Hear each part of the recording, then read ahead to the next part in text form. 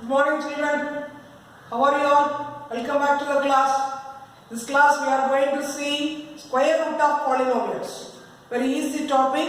Already in lower classes you learned square root of numbers. So before learning about square root of polynomials, let us recall how to find square root of numbers. Just recalling. 4 is a perfect square because 4 can be written as 2 into 2 or minus 2 into 2. Product of two same numbers. So square root of 4 is equal to, it may be plus 2 or minus 2. So square root of 4 can be written as plus or minus 2. How do you read this? Plus or minus 2. Like the same, 9 is also a perfect square. 3 into 3 or minus 3 into minus 3. So square root of 9 is equal to plus or minus 3. 100 can be written as 10 into 10 or minus 10 into minus 10. So square root of 100 is equal to plus or minus 10. So these are the way of finding square root of numbers which you have learned in the lower classes. Using the same method, we can find the square root of polynomials.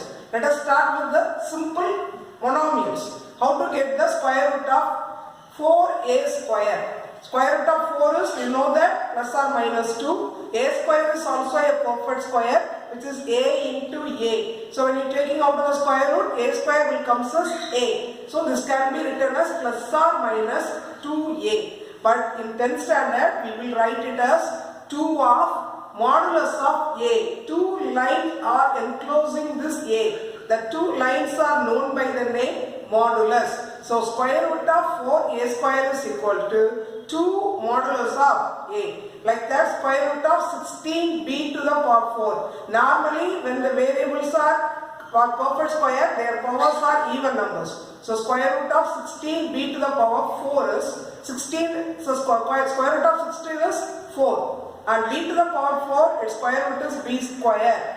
Then 4 modulus of b square. Square root of 64 x to the power 8. 64 is the square root of 8 square. So square root of 64 is 8. X to the power 8. When you take the square root of x to the power 8, divide this 8 by 2. Then it is x to the power 4. Here a square, when you divide the power by 2, it becomes a. And b to the power 4, when you divide the power by 4, it becomes b square. So for taking square root for a variable, divide its power by 2. X to the power 8, its square root is x to the power 4. And it should be, the variable should be written under the symbol modulus. Look at this. Square root of 100 p square q to the power 4 by 121 r to the power 10.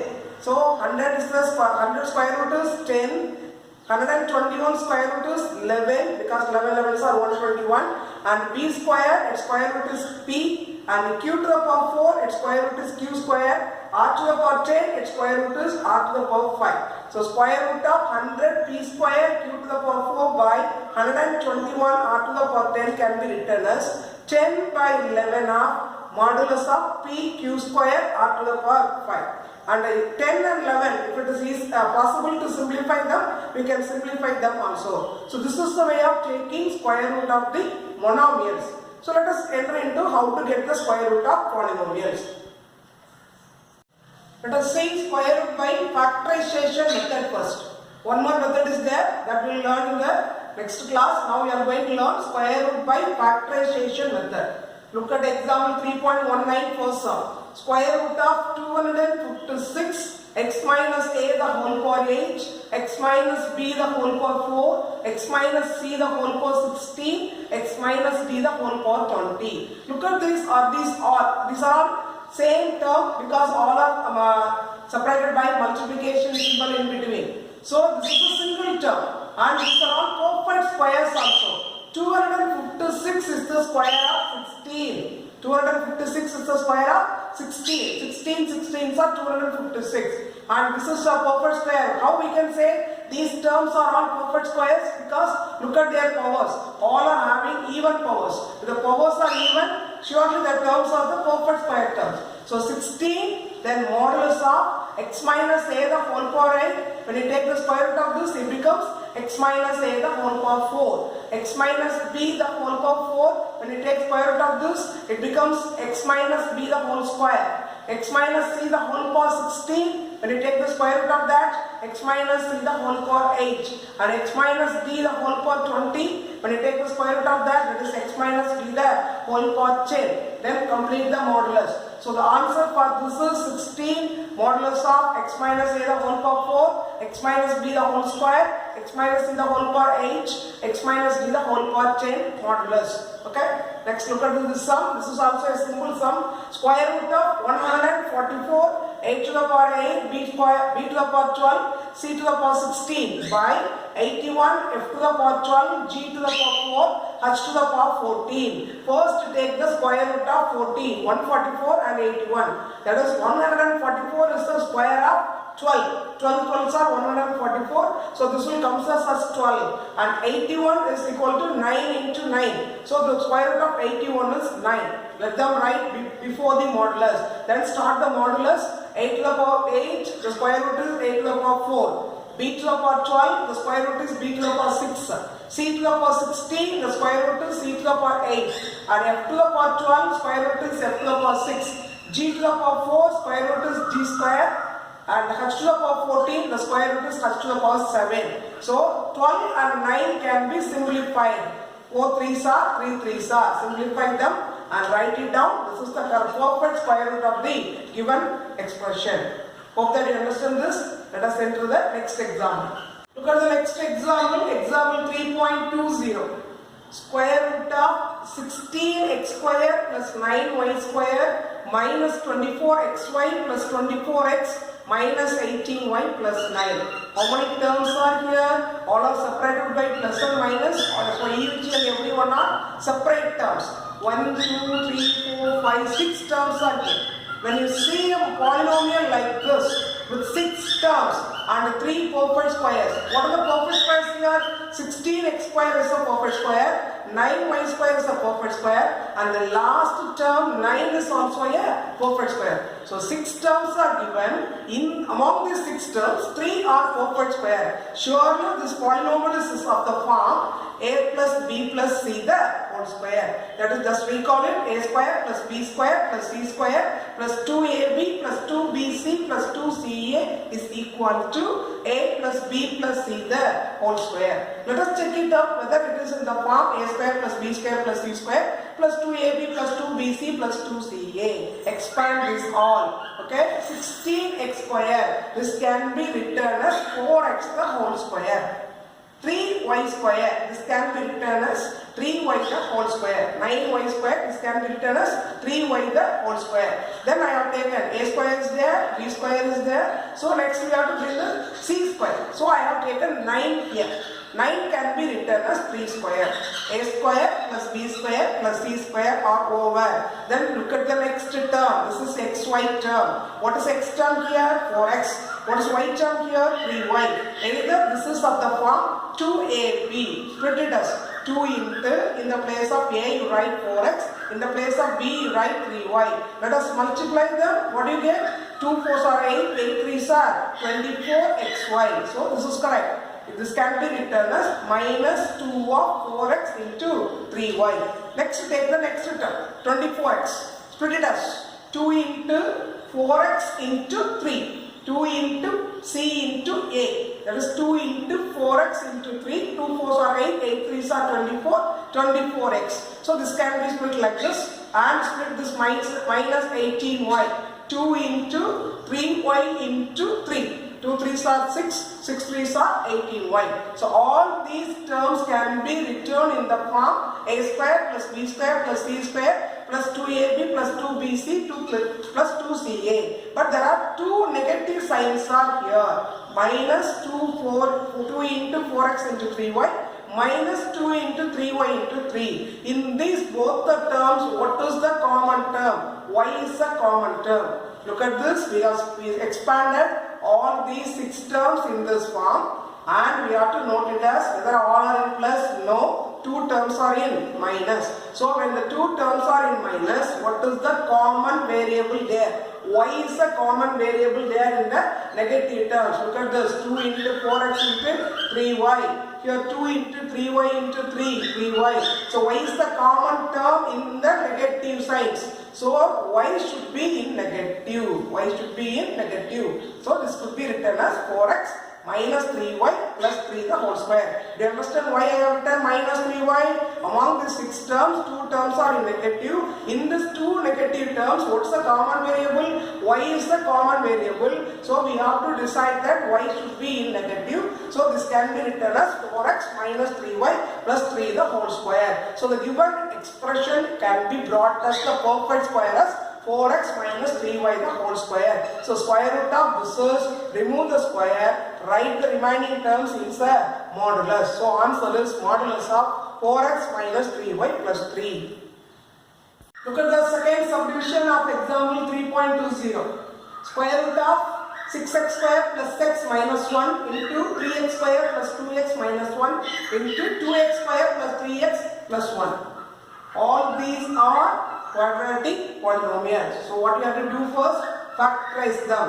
You are all thorough in quadratic polynomial factorization. So 6x square plus x minus 1 can be written as 3x minus 1 into 2x plus 1. 3x square plus 2x minus 1 can be written as 3x minus 1 into x plus 1. And 2x square plus 3x plus 1 is equal to 2x plus 1 into x plus 1. After factorizing all these quadratic polynomials, brought them under the square root. Square root of 3x minus 1 into 2x plus 1. 3x minus 1 into x plus 1. 2x plus 1 into x plus 1. Look at these terms, factorized terms. Each term appears twice. 3x minus 1 appears twice. 2x plus 1 appears twice, and also x plus 1 appears twice. Then write them as a square. So square root of 3x minus 1 the whole square into 2x plus 1 the whole square into x plus 1 the whole square. After factorizing these all, we got linear factors, which are 3 linear factors. Each factor appears twice, so we can write them as a squares. After writing them as a squares, we can easily take them out of the square root. Give the modulus sign. Square root of this is equal to modulus of 3x minus 1 into 2x plus 1 into x plus 1. So the question, it is given as a quadratic polynomial. What we have done? We have to factorize it first into linear factors. Surely after factorizing them, each factor will appear twice. Then write it as a square form. Then take them out of the square root. Must give the modulus sign. Don't forget that.